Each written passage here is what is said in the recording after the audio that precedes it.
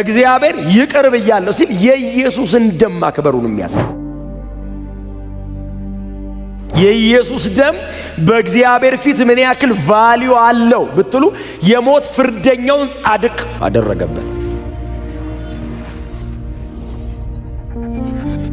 ማንም ጻድቅ የለም እዚህ ቤት፣ ማንም ሮጦ የገባ የለም። በኢየሱስ ደም ብቻ ነው የመጣ ነው። በኢየሱስ ደም በኩል ገብተን በስራችን ፍጹም ለመሆን እንጥራለን አይደለም። በክርስቶስ ደም ነው የመጣ ነው። በክርስቶስ ደም ነው የምንኖረው። ፍጹም አይቻልም። ኃጢአተኛ ነህ ያለውን ሰውዬ የሞት ፍርድ ይገባሃል፣ ሲኦል ነው የምትገባው፣ በድለኸኛል። በትክክልም ዳኛው እውነቱን ነው፣ በድለነዋል። የሚገባን ትክክለኛው ፍርድ ነው የሚገባ። በፍጹም ነፃነት የፈሰሰ ፍጹም የሆነ ስርየትና ምህረት ያገኘንበት ቢሆንም የኪዳኑን ደም መርገጥና የቅድስናውን መንፈስ ማክፋፋት ደግሞ ስርየት የሌለው ኃጢአት ነው። ይሄንን ክቡር ደም ቫልዩ አለማረግ ደግሞ ይሄንን ክቡር ደም ደግሞ ዋጋ አለመስጠት፣ የክርስቶስን ደም በሌላ ነገር ለመተካት፣ በልምምድ ለመተካት፣ በማንነት ለመተካት፣ ልምምድ በእግዚአብሔር ቃል የተተካ ቀን የእግዚአብሔርን ቃል ዘግቼ አስቀምጬ ልምምድ ይቀድማል ያልኩ ቀን ይሄ ነው መንፈስ ቅዱስን መሳደብ። ብቸኛ ሉዓላዊ ስልጣን ያለው ዘላለማዊ መቆሚያችን የእግዚአብሔር ቃል ነው። ምንም ነገር ይሻራል፣ ይቀየራል፣ ያረጃል፣ እንቀይረዋለን። ልጅነት ላይ የነበረ ነገር ማቹር ስታደርግ ራስህ ትሽረዋለህ። የእግዚአብሔር ቃል ልጅም ሆነ ትሰማዋለህ፣ ጎልምሰ ትሰማዋለህ፣ አርጅተ ትሰማዋለህ፣ ለዘላለም ትኖርበታለህ። ቃሌ ከሚያልፍ ሰማይና ምድር ቢያልፍ። ዕብራውያን ምዕራፍ 9 ላይ እንሄድና ከቁጥር 22 አካባቢ ጀምረን በጌታ በኢየሱስ ክርስቶስ ስም አነባለው። የጌታ ቃል እንደዚህ ይላል። በእርግጥ ከጥቂት ነገሮች በስተቀር ሁሉም ነገር በደም መንጻት እንዳለበት ሕጉ ያዛል፣ ደም ሳይፈስ ስርየት የለምና። እንግዲህ የሰማያዊ ነገሮች ምሳሌ የሆኑት በእነዚህ ነገሮች ሊነጹ የግድ ነበር። በሰማይ ያሉት ነገሮች ግን ከዚህ በሚበልጥ መስዋዕት ይነጻሉ። ክርስቶስ የእውነተኛይቱ ድንኳን ምሳሌ ወደ ሆነችውና በሰው እጅ ወደ ተሰራችው መቅደስ አልገባም። ነገር ግን አሁን ስለኛ በእግዚአብሔር ፊት ለመታየት ወደ እርሷ ወደ ሰማይ ገባ። ቁጥር 25 ሊቀ ካህናት የራሱ ያልሆነውን ደም ይዞ በየዓመቱ ወደ ቅድስተ ቅዱሳን እንደሚገባ ክርስቶስ ራሱን ብዙ ጊዜ መስዋዕት ለማድረግ ወደ ሰማይ አልገባም። እንዲህ ቢሆን ኖሮ ዓለም ከተፈጠረ ጀምሮ ክርስቶስ ብዙ ጊዜ መከራ መቀበል ባስፈለገው ነበር። ጌታ ይባረክ። የዕብራውያን 9 ቁጥር 22 በእርግጥ ከጥቂት ነገሮች በቀር ሁሉም ነገር በደም መንጻት እንዳለበት ሕጉ ያዛል፣ ደም ሳይፈስ ስርየት የለምና። ሕጉ ያዛል፣ ከጥቂት ነገሮች በስተቀር ሁሉም ነገር በደም መንጻት እንዳለበት ሕጉ ያዛል። ይሄ የሚያመለክተው የሙሴን ሕግ ነው። በውሃ የሚነጹ አሉ፣ በተለያየ መንገድ የሚነጹ አሉ፣ ደግሞ በደም የሚነጹ አሉ። እነዚህን በጣም ደጋግመን እያነሳናቸው ስለመጣን ከላይ ጀምሮ የእንስሳውን ደም አውጥቶ በመጽሐፉ ላይ፣ በሰዎች ላይ፣ በሕዝቡ ላይ ይረጭ ነበር አይደል ሊቀ ካህኑ። ምክንያቱም በዚያ ደም አማካኝነት ስርየት እንዲፈጸም ወይንም እግዚአብሔር ኃጢአታቸውን እንዲጋርድ እንዲሸፍን። ደም ሳይፈስ ስርየት የለም። ደም ፈሷል፣ ስርየት ተገኝቷል። ክብር ለኢየሱስ ይሁን። ወደፊት ስለሚፈስ ነገር ወይንም ወደፊት ስለሚሰራ ነገር አይደለም እያወራን ያለ ነው። እግዚአብሔር በልጁ በክርስቶስ ኢየሱስ በኩል ስለፈጸመው፣ ስላጠናቀቀው፣ ስለጨረሰው ነገር ነው እያወራን እየመጣን ያለ ነው። እግዚአብሔር የኢየሱስን ደም አክብሮታል። እግዚአብሔር የልጁን የክርስቶስ ኢየሱስን ደም አክብሮታል። ደም ሳይፈስ ስርየት የለም። እግዚአብሔር የኢየሱስን ደም ያከበረበት የመጀመሪያው ነገር የኢየሱስ ደም የኃጢአት ስርየት እንዲያስገኝ አድርጎታል። በክርስቶስ ደም በኩል ለዓለም ሁሉ ለሰው ልጆች ሁሉ የኃጢአት ስርየት ተገኝቷል። ይሄ በጣም የክርስትናችን የመጀመሪያ ትምህርት ነው። ምናልባት አንዳንዶቻችሁ ጌታን ስትቀበሉ የተነገራችሁ ወንጌል ይሄ ነው። ግን ደግሞ በጣም በስለንም ሙክክ ስንል ከክርስቶስ ደም ውጪ መቀደሻና ስርየት ማግኛ ደግሞ ሌላ ነገር የለንም። የክርስትና የመጀመሪያ ትምህርቶች በጣም ብዙ ጊዜ በጣም ስንበስልም የመጨረሻ ትምህርቶችም እዛ አካባቢ ናቸው። ክብር ለእግዚአብሔር ለአምላካችን ይሁን እና ደም ሳይፈስ ስርየት የለም። ስለዚህ ጎናቸው ሰው በትትና የኢየሱስ ደም ፈሷል፣ ስርየት ተገኝቷል በሉት። አዎ ክብር ለእግዚአብሔር ለአምላካችን። ስለዚህ የክርስቶስ ኢየሱስን ደም እግዚአብሔር ያከበረው ለኛ ስርየትን በመስጠት ነው። ለኛ ስርየትን በመስጠት ኃጢአታችንን በመደምሰስ ኃጢአታችንን በማስወገድ እኛን በመቀደስ እኛን በክርስቶስ ኢየሱስ በኩል በመታረቅ እግዚአብሔር የኢየሱስን ደም አክብሮታል። የኢየሱስን ደም ማክበሩን እግዚአብሔር ያሳየው ከኃጢአተኞች ጋር ታረቀ። በዛ ደም በኩል በዚያ ደም በኩል ኃጢአተኞች ወደ እግዚአብሔር መንግስት መግባት ቻሉ። በነፃ ኑ ግቡ አለ። የክርስቶስን ደም እግዚአብሔር አከበረ። ስርየት ተገኘ። በክርስቶስ ደም በኩል ስርየት ተገኘ። በብሉይ ኪዳን ደም ሳይፈስ ስርየት የለም የሚለው ቃል የእንስሳ የጠቦት የተለያየ የእንስሳት ደም ነው። በዚያ ደም በኩል ባለፉት ጊዜያቶች ስለተነጋገር ፍጹም ስርየት አይገኝም። ፐርፌክት የሆነ ፎርጊቭነስ እንዲገኝ ፐርፌክት የሆነ ሳክሪፋይስ ያስፈልጋል። ፍጹም የሆነ እውነተኛ የሆነ ዘላለማዊ ስርየትና ይቅርታን ለማግኘት ፍጹም የሆነ መስዋዕት ይጠይቃል። ስለዚህ የብሉይ ኪዳን መስዋዕት በሙሉ እንከን አለባቸው፣ ድካም አለባቸው፣ ጉድለት አለባቸው፣ ሙሉ አይደሉም። የእግዚአብሔርን ጽድቅ በእግዚአብሔር ጽድቅ መጠን የሚመጥኑ ስላልሆኑ ፍጹም ስርየት፣ ሙሉ ይቅርታ አይገኝባቸውም። ሁል ጊዜ ፐርፌክት የሆነ ፎርጊቭነስ፣ ፐርፌክት የሆነ ሳክሪፋይስ ዲማንድ። ስለዚህ ፍጹም ስርየትና ይቅርታ የተገኘው በፍጹም በክርስቶስ መስዋዕትነት ብቻ ነው። የክርስቶስ ደም ብቻ ፍጹም ስርየትን ማስገኘት ችሏል። ሸፍኖኝ አይደለም፣ ቀድሶኝ ነው። እግዚአብሔር በቃ ከልያለሁ ብሎኝ አይደለም፣ ይቅር ብሎኝ ነው። ተሰርቷል፣ ደም ፈሷል፣ ስርየት ተገኝቷል። ክብር ለእግዚአብሔር ለአምላካችን ይሁን። ስለዚህ እግዚአብሔር የኢየሱስን ደም ያከበረው እኛን ታርቆ ኃጢአተኛውን ይቅር ብሎ በክርስቶስ ኢየሱስ ደም በኩል ኃጢአተኛውን ቀድሶ የኢየሱስን ደም እግዚአብሔር አከበረው። ኃጢአተኛ ነህ ያለውን ሰውዬ የሞት ፍርድ ይገባሃል፣ ሲኦል ነው የምትገባው፣ በድለኸኛል። በትክክልም ዳኛው እውነቱን ነው፣ በድለነዋል። የሚገባን ትክክለኛው ፍርድ ነው የሚገባ። እግዚአብሔር ይቅር ብያለሁ ሲል የኢየሱስን ደም ማክበሩን የሚያሳይ እግዚአብሔር የልጁን ደም ያከበረው ኃጢአተኛውን ይቅር ብሎ ነው። የኢየሱስ ደም በእግዚአብሔር ፊት ምን ያክል ቫልዩ አለው ብትሉ የሞት ፍርደኛውን ጻድቅ አደረገበት። ማንም ጻድቅ የለም እዚህ ቤት፣ ማንም ሮጦ የገባ የለም። በኢየሱስ ደም ብቻ ነው የመጣ ነው። በኢየሱስ ደም ብቻ ነው የምንኖረው። አሜን በሏ። በጣም ደግሜ ነው የምነግራችሁ። በእውነት በኢየሱስ ደም በኩል ገብተን በስራችን ፍጹም ለመሆን እንጥራለን አይደለም። በክርስቶስ ደም ነው የመጣ ነው። በክርስቶስ ደም ነው የምንኖረው። አሜን በሏ። በፍጹም አይቻልም። እግዚአብሔር ያከበረው የተቀበለው እሺ ያለው ይቅር ብያለሁ ያለው ለዘላለም ከኔ ጋር ይኑሩ ያለው በክርስቶስ ኢየሱስ ደም በኩል ብቻ ነው። ኢየሱስ መካከለኛ ከአሮን ይልቃል ከሙሴ። እኔ እንዲህ ደስ ያለኝ ሙሴ እንዴት ደስ ይለው። ኢየሱስ ይበልጣል ስትሉት ሙሴ ሙሴ ሙሴ ስንል እኮ ነው ግራ የሚገባው። ለምንድን ነው የሚጠሩኝ? ልረፍበት። የሞተ ሰው አረ ልረፍበት። ኢየሱስ ኢየሱስ ኢየሱስ ስትል እኮ አቤት የሚል እኮ ሕያው ስለሆነ ነው። ሙሴስ ሰዎች እንደ ይላሉ ቆይ ሙሴ ሙሴ ሙሴ ብትለው አይሰማህም። ሕያው ሆኖ የሚሰማን ኢየሱስ ብቻ ነው። እርሱም ለዘላለም ሞትን ድል አድርጎ ስለተነሳ መልአክ የሚፈልገውን እግዚአብሔር የሚፈልገውን መጥቶ ይነግርሃል። እግዚአብሔር እንደዚህ ነው እንደዚህ ነው እንደዚህ ነው እንደዚህ ነው ብሎሃል ይልሃል። እንደው መልአክ እግረ መንገድን ስትሄድ የዘገይብኝ ጸሎት አለ አድርስልኝ ብትለው አይሰማም። ያልኩን ብቻ አርግ ነው የሚልህ። በጣም ንግግር ካበዛህ አስተካክሎ ድጋሚ እንዳትጠይቀው አርጎ ሄደ። እንኳን ይዞልህ ሊሄድ ይዞ የመጣውን መልእክት ካልተቀበልክ እንደ ዘካርያስ ነው የሚያደርግህ። ስለዚህ ምናልባት መልአክ ከመጣ አፕሮቹን እንድታስተካክሉት ነው፣ ብዙ እንዳትጨቃጨቁት።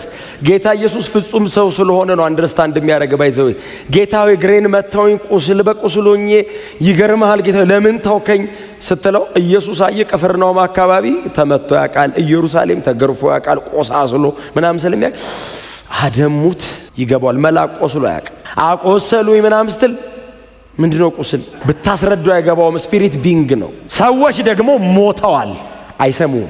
ከኢየሱስ ውጪ የሞተ የተነሳ የለም። በሙሉ ሞተዋል። ሁሉ ከመቃብር በታች ናቸው። አንደር ወርልድ ናቸው። የሉም። እዚህ ስንጮ ስንጸልይ ስንማጸን ስናለቅስ እሱ ይሰማናል። እግዚአብሔር በልጁ ደም በኩል ኮሚኒኬት ያረጋናል። ክብር ለኢየሱስ ይሁን።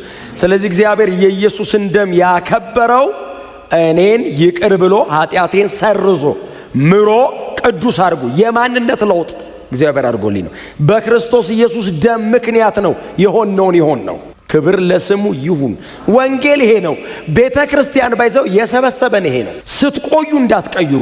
ጌታ የተመሰገነ ይሁን። የኛ ኃላፊነቶች አሉ፣ በጣም ብዙ የምናነሳቸው፣ በጣም ብዙ።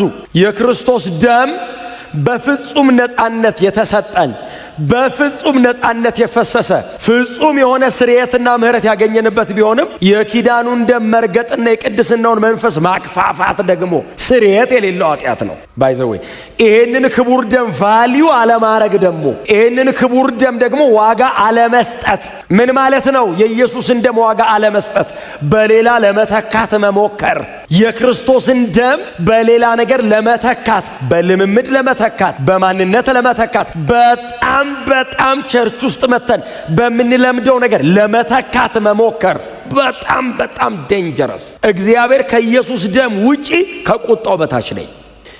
ይሄንን የኪዳን ደም የረገጠ እኮ ነው የሚለው እግዚአብሔር ያከበረውን ደም ማለት ነው። የዘላለም ሕይወት አለ ያለኝ በዚህ ደም ነው። ስረግጥበት ስርየት የለም። ለምን?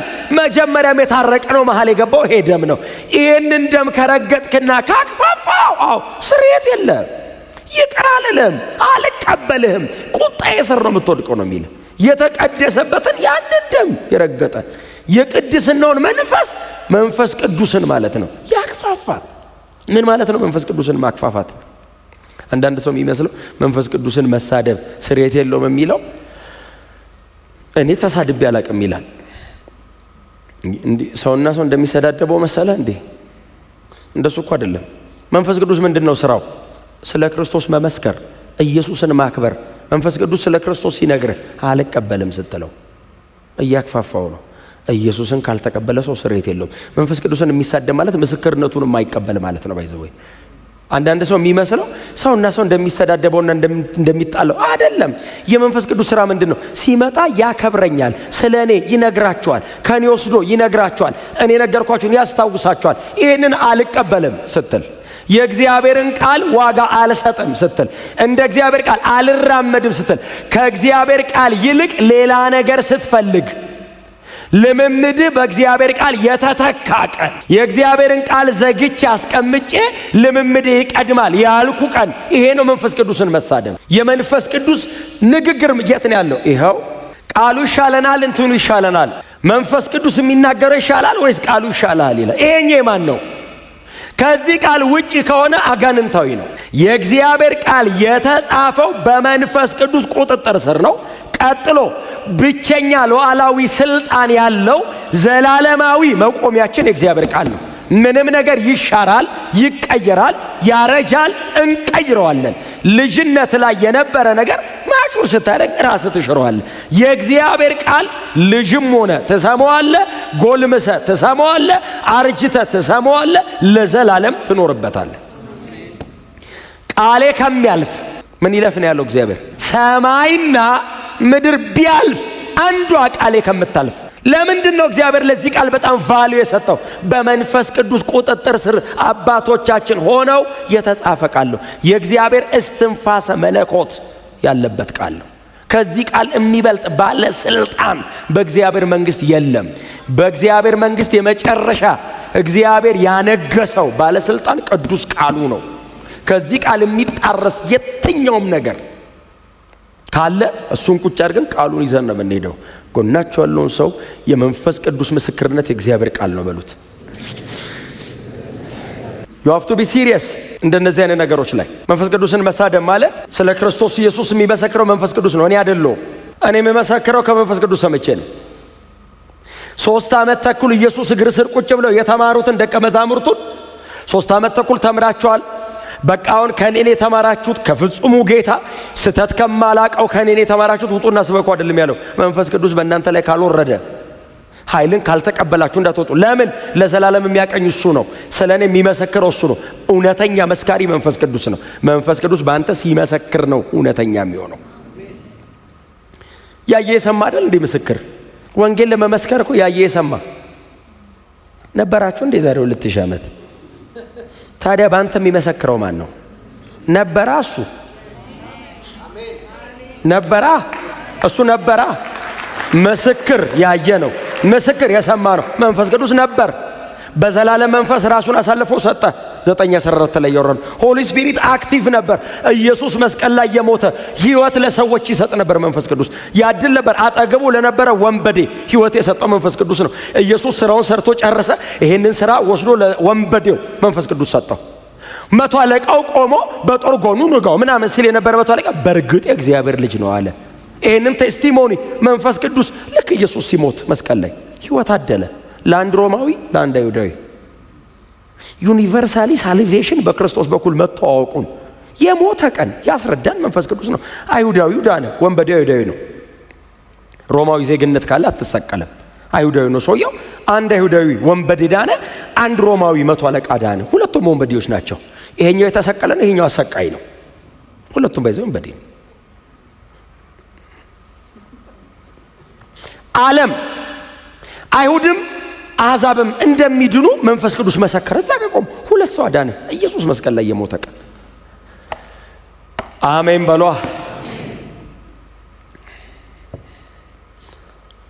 መንፈስ ቅዱስ የክርስቶስ እውነተኛ ምስክር ነው። የመንፈስ ቅዱስ ትምህርት ምንድን ነው? ስለ ክርስቶስ መንገር። መንፈስ ቅዱስ በእናንተ ውስጥ እንዳለ የምታውቁት በምንድን ነው? ልሳን ስትናገር ነው የምታውቀው? ትንቢት ስትናገር ነው የምታውቀው? ራእይ ስታይ ነው የምታውቀው? ኖ ኢየሱስን ባንተ ላይ ያከብረዋል። መንፈስ ቅዱስ ካለ ኢየሱስን መውደድ ይሰጣል መንፈስ ቅዱስ። እስቲ አሜን በሏ። ኢየሱስን የመውደድ አቅም ይሰጣል። ኢየሱስ ኢየሱስ ያስብልሃል መንፈስ ቅዱስ። ይዋቸው ሰዎቹን ጴጥሮስን ይው፣ ዮሐንስን፣ ጳውሎስን ይዋቸው። መንፈስ ቅዱስ በውስጣቸው አደረ፣ ወረደ ላያቸው ላይ። የሰዎቹ የመጀመሪያ ስራ ስለተሞሉት ልሳንና ስለተቀበሉ ስጦታ እያስረዱ አይደለም የኖሩት። እናንተ እንደመሰላችሁ አይደለም ብሎ ኢዩኤል 2:1 የጠቀሰ። ከዛ ውጪ ወንጌል ሰበከ። ስለ ክርስቶስ እየሰበኩ በትምህርታችሁ ዓለሙን ሞላችሁት፣ ስለዚህ ሰው ያታውሩ እስኪባሉ አዲክሽን የክርስቶስ ኢየሱስ ሱሰኞች ነው ያደረጋቸው። ከኢየሱስ ውጭ አይፈልጉም። ጸሎታቸው ኢየሱስን አክብረው ነው። ጸሎታቸው ወንድሞቻችን ይሄንን ቃል በፍጹም ግልጥነት እንዲናገሩ አቅም ስጣቸው ነው። አሜን። ስለዚህ የመንፈስ ቅዱስ ምስክርነት የክርስቶስ ኢየሱስ መክበር፣ የክርስቶስ ኢየሱስ ስራ። ስለዚህ እግዚአብሔር ኢየሱስን ደም አክብሯል። የኢየሱስን ደም እግዚአብሔር አክብሮታል። የከበረ ደም አለ አብ ከሰማይ ተቀብያለሁ አለ። መክበሩን በምን አረጋገጠ? እኛን ይቅር አለ። ኃጢአት ተሰረየ። ሁለተኛው የመጀመሪያው የእኛን ኃጢአት ሰርዞ እግዚአብሔር ኢየሱስን እንደማከበረው፣ ሁለተኛው ኢየሱስን ከሞት አስነስቶ እግዚአብሔር የኢየሱስን እንደማከበረው። ኢየሱስ ከሞት ባይነሳ ይህ ሁሉ ስራ ሙሉ አይሆንም። ትንሣኤ ባይኖር ኖሮ ከባድ ነበረ። ማሰብ አይቻልም። አፍተሮል ከመስቀል ሞቱ እኩል ከሞት መነሳቱ የሰራው ስራ ኢየሱስ ክርስቶስን ከሞት አስነስቶ እግዚአብሔር እንዳከበረው አሳየ። ፊልጵስዩስ ምዕራፍ 2:9 ምንድን ነው የሚለው? በዚህም ምክንያት የሚል ቃል አይደል? ምዕራፍ 2:9 በዚህም ምክንያት እግዚአብሔር ያለ ልክ። በምን ምክንያት? ምክንያቱ ምን ነበረ?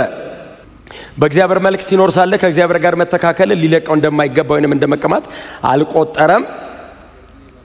ከዛ የባሪያን መልክ የያዘ በሰው ምሳሌ ተገኘ፣ ራሱን ባዶ አደረገ፣ ለሞት ያውም ለመስቀል ሞት የታዘዘ ሆነ ይልና በዚህም ምክንያት እግዚአብሔር ያለ ልክ ከፍ ከፍ። እግዚአብሔር ኢየሱስን ከሞት አስነስቶ የመስቀል ስራውን የፈሰሰውን ደም አከበረ። እግዚአብሔር አክብሬዋለሁ ደሙን። ምን አርገ? ሪዘሬክሽን፣ ትንሣኤ። ኢየሱስ ከሞት ሲነሳ እግዚአብሔር የልጁን ደም አከበረ። የቀደስካቸውን ያነጻሃቸውን ባንተ ሥራ ምክንያት ይቅር የተባለውን ይህንን ሕዝባው ከሞት ተነስታለ ይዘውና አለው አብ። ልክ ኢየሱስ መስቀል ላይ ሲሞት ሰይጣን ተሸነፈ። ቆላስይስ 2:14 ኢየሱስ መስቀል ላይ ሲሞት ባይዘው ሰይጣን የተሸነፈው። ምክንያቱም ሲሞት የአለቆችና የባለስልጣናትን ማዕረግ ቆረጠ ይልና እርቃናቸውን አድርጎ በየአደባባዩ ያዞረ አሳያቸው። ኢየሱስ የሞተ ቀን ልክ ሲሞት መስቀል ላይ ሰይጣን ራቁቱን ባይዘው ይሄ ማዕረግ ደርድሮ ከአዳም ጀምሮ ሲዘርር ባይዘው ሲሾም አዳምን ሲጥል ሲሾም አብርሃም አልቻለውም ሲሾም ሙሴ አልቻለውም ሲሾም ማዕረግ በማዕረግ ማን ወንድ ነው እያለ ኢየሱስ መጣ። ሊገለብጠው ነው። ይሄ አመጣጡ ያስታውቃል እየተባለ ምኩራብ ለምኩራብ ያባረረው ነበር አይደል? ሲመጣ ልክ ኢየሱስ ሲገባ አጋንንት ይወጣል። ኢየሱስ ሲመጣ ይወጣሉ እነሱ። ያው ብርሃንና ጨለማ አንድ ላይ ሆነማ። እሱ በዚህ በር ሲገባ እነሱ በዛ በር ሹልክ ብለ በቃ ሊገለብጠው ነው ሲሉ ለሞት ነው አለ። ሰይጣን ራሱ መሸነፉ ነው አለ። መሸነፉ ነው አይችልኝም ማዕረግ እጨምራለሁ ሲል ልክ ሲሞት ኢየሱስ መስቀል ላይ ሲሞት ምን እንደሚያደርግ ቢያቅ ኖሮ ሰይጣን ኢየሱስ እንዲሰቀል አያረግም። አለማወቁ ነው የጎዳው። ሰይጣን ምንም አያውቅ። እስካሁን ያለውን ነው የሚያውቀው። ባይዘው ከዚህ በኋላ ያለውን ይገምታል እንጂ አያውቅ። በኋላ ምን እንደሚፈጠር እሱም እኛም አናውቅ። እግዚአብሔር ብቻ ነው የሚያውቀው። እኛ እንደውም በረካከካልን ወዲያ ያለውን ላይ ነገር ይችላል። ትልቁን ስል ታውቀዋለህ። አሁን እኛ ሰማይ እንደምንገባ እርግጠኛ ነን። ኢየሱስ እንደሚመጣ ቅንጣት ታክል ጥርጥር የምትባል ነገር ውስጣችን እልፍ ራሱ አትልም። ኢየሱስ ሲመጣ ደግሞ ትተን ይህንን መሬት እንደምንሄድ ሰይጣን ደግሞ እንደዚህ ይላል። ይሄዱ ይሆን እንዴ እንደሚሉት እንደምንሄድ ራሱ የሰማው እኛ ብለን ነው። ኢየሱስ መጥቼ ወስዳቸዋለሁ ብሎ ሲናገር ይመለሳል። ሰው ያው የሚመለሰው ከየት ነው? ተመልሶ ሄዶ አዎ እንዳይመለስ መግደል አለብኛ ሲል ሞቼ ተነስቼ ነው የሚሄደው አለ። ልክ ሲሞት ሰይጣን ገደልኩት ብሎ ኢየሱስ ልክ ሲሞት ማዕረጉ ርግፍ ብሎ እርቃኑ ኔክድ ድሬስድ የነበረ ሰይጣን ኔክድ ማዕረጋቸውን ቆርጦ ከዛስ ሊደበቅ ታውቃለህ? ሮጦ ሊደበቅ ሲናውጣ በየአደባባይ እያዞረ ሰይጣን መሸነፉን ባይዘው ኢየሱስ አደባባይን ያሳየው። አሁን አንዳንዶቻችሁ ሰይጣን ተሸነፈ ብላችሁ እንደ አዲስ ነገር እንዳታወሩ። የዛሬ 2000 ዓመት ቀራንዮ ላይ አሕዛብም አይሁድም እያየ ዓለም ሁሉ እያየ ኢየሱስ ድል አርጎታል። ልክ ሲሞት ሰይጣን ብቻ አይደለም አሮጌው ሰዋችን አብሮት ሞተ። የኃጢአት ዕዳ ተከፈለ። የኢየሱስ ደም ፈሰሰ። ዋው ተባለ። ሰማይና ምድር ለመታረቅ እግዚአብሔር እጁን ላከ። ከዛ እግዚአብሔር ጨበጠን። እንታረቃለን። ታረቅን፣ ተጨባበጥን። ያቺ 3 ቀን እንዲህ ተጨባበጥን። ኢየሱስ ከሞት ብድግ ሲል እዳችሁ ተከፍሏል ብቻ አይደለም ያለን አብ። ኢየሱስ ከሞት ሲነሳ አሮጌው ሰው ተራግፎ በክብር አካል ተነሳ። አዲሱ አካል ተገኘ። ከዛ ልጁ ሲሄድ አብ እንደዚህ አለ፣ ራሳችሁ ሰማይ መጥቷል አለ። አሁን እየጎተተን ነው። አካል መሬት ነው ያለው፣ ከዚህ በታች ራሳችን ሰማይ ነው ያለው። በዚህ እንዲህ ተንጠልጥለን ነው ያለው። በዚህ መሬት በጣም አትርገጡ፣ እንዲህ ብለን ነው ያለው። ተንጠራርቶ የሚያይሰው አይታችኋል? ከደመና በላይ ነው ጭንቅላታችን። መሬት በጣም ማታጓጓ ባይዘው አይንህ እዛ ጋር ላይ ነው ያለው። ባይዘው እግር መሄድ የሚያምረው እኮ አይንህ ያየው ጋር እንደዚህ ብለን የሚሸተንም ያ ነው፣ የሚታየንም ያ ነው፣ የምንሰማውም ያንን ነው።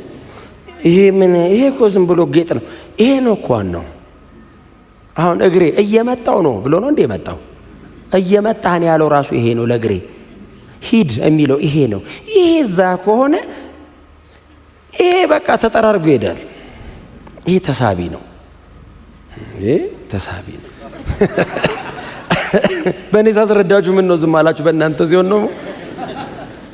መሬት ላይ ያለ ክርስቲያን በሙሉ ራሳችን ክርስቶስ ነው። ይሄን ደጋግሜ ነው የምናገረው። ከኢየሱስ ውጪ ራስ የላትም ቤተ ክርስቲያን። አንድ ራስ ነው ያለን።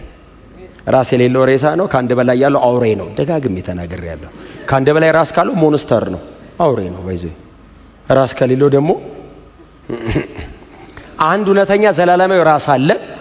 አካል የተለያየነን እጅ ላይ ያለ የተለያየነን እና እንደዚህ ብለናል። አብ እንደዚህ አለ ኦሬዲ በአዲሱ በከበረው አካል ራስ መጥቷል። ሰውን ወክሎ የከበረ አካል ይዞ የማይሞት የማይበሰብስ የማያረጅ አካል ይዞ ተስፋ ሰጥቶን ኢየሱስ ሰማይ ገባ።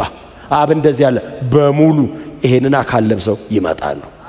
ስለ ኃጢአታቸው አይደል የሞተው? አዎ። ስለ እኔ ጽድቅ ደግሞ ተነስቶ የለ? አዎ። ስለ ኃጢአት ሞተው ስለ ጽድቄ በልጄ ያመኑ በሙሉ ይሄንን አካል ተካፍለውት ሰሞኑን ጥቅልል ብለው ይመጡልኛል። የተዋረደው ሰውነታችን ኢየሱስ ጌታ ነው።